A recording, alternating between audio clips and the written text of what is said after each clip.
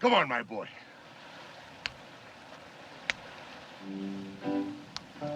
Its plucked strings Together. and its dance are instantly recognizable and instantly say Greece. Let's go. Up. Mikis Theodorakis didn't just soundtrack Zorba the Greek, the movie, he soundtracked his country to the world, and with it, countless Greek holidays and taverna meals.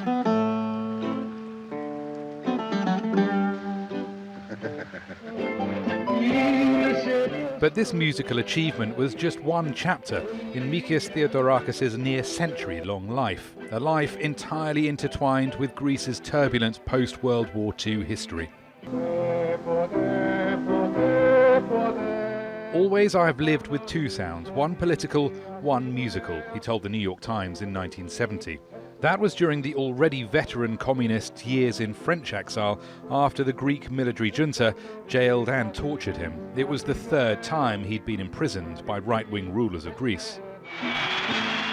When the junta fell in 1974, he returned to a hero's welcome and immediately threw himself back into domestic left-wing politics as Greece returned to democracy, becoming a Communist Party MP. We have won again, for we have proved that we are stronger. They have the tanks, but we have the ideals and the songs. For Theodorakis, art and politics were inseparable. If art expresses the feelings of the people properly, then inevitably it is political, he said, and his music is inseparable from Greece. During the 1960s, more than half the music produced by the Greek recording industry were Theodorakis songs. In the late 80s, he fell out of love with leftism and became a conservative politician. But he refound his socialist voice and in 2010 began using it against forced austerity as the EU and IMF bailed out Greece's collapsing economy. From this point on, it's a heavy word, treason, and I'm going inside to tell them myself. He fiercely criticised Alexis Tsipras' government for adhering to the bailout terms and for its deal with Macedonia over use of the disputed geographical name. Ever the rebel and ever striving to voice the views and the music of his country.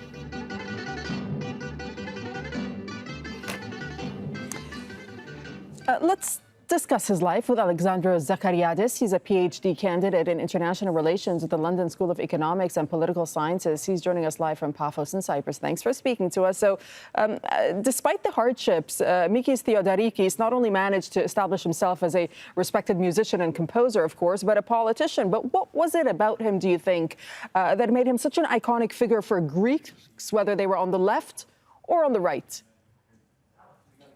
Well, thank you very much for having me. I think speaking with people from all sorts of life, all ages, from different political backgrounds, it seems like that we have lost a father figure. You know, like a father, we don't really all love all aspects of that figure, but we appreciate him as a guiding sort of light. And I think something that especially people that don't speak Greek or are not very familiar with Greek music, what Mikis Theodorakis did that revolutionized Greek music, and at the same time it was also revolutionizing politics in a very cultural way. It was the fact that he chose to put very folk-sounding music, the sound of the bouzouki, to the words of poets that not only did. Of course, there were the Giannis Ritsos, there was Manolis Anagnostakis that were coming from the Greek left, but he was also putting his music to the lyrics and the poems of Yorgos Seferis or Odysseas Elidis, who were people that did not come from the left, and actually making world-class poetry accessible to the average Greek citizens. And he sparked a revolution in music, but also I would say in politics in that sort of manner. Yeah, so this might be a difficult question to answer because he's just accomplished so much, as you're saying, but how do you think you'll most remember him?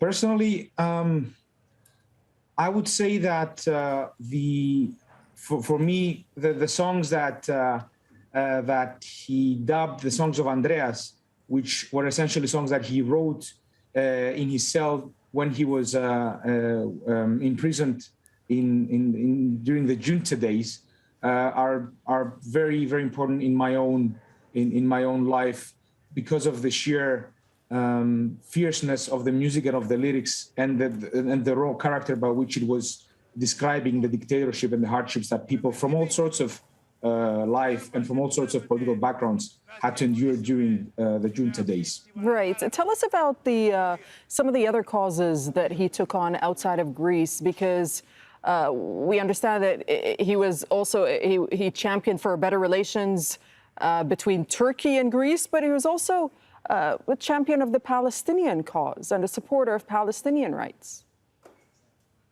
Well, Mikis Theodorakis was someone that truly believed, and he himself had actually fought as a partisan during the Nazi occupation of Greece, but also during the Greek civil war on the left.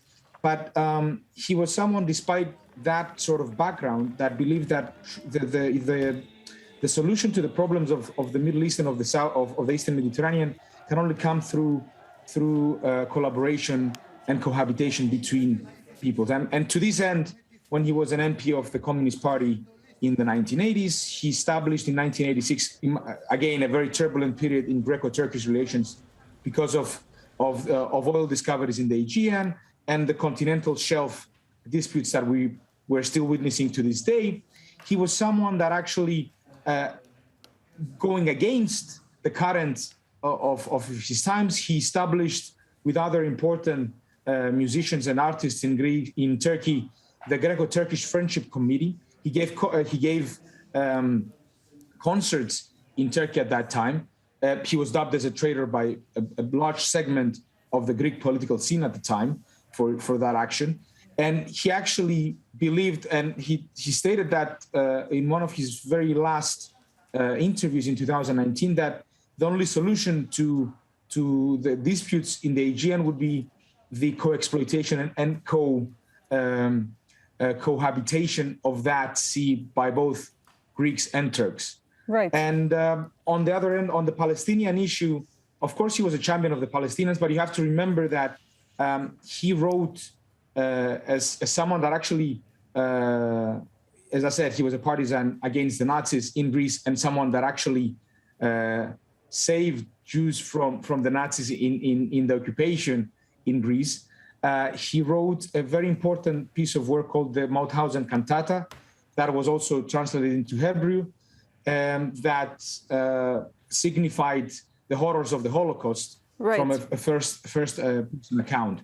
And Theodorakis, a segment of that song was actually played in the Oslo Nobel Peace Awarding ceremony in 1994 when Arafat, Peres, and Yitzhak Rabin were awarded the prize as an honor to his efforts for a peaceful solution to the Palestinian issue. Okay. But at the same time, he was very close to the PLO as well, composing their own anthem. Thank you so much. Thank you so much for your insight, Alexandros Zakariadis. Thanks for speaking to us from Cyprus.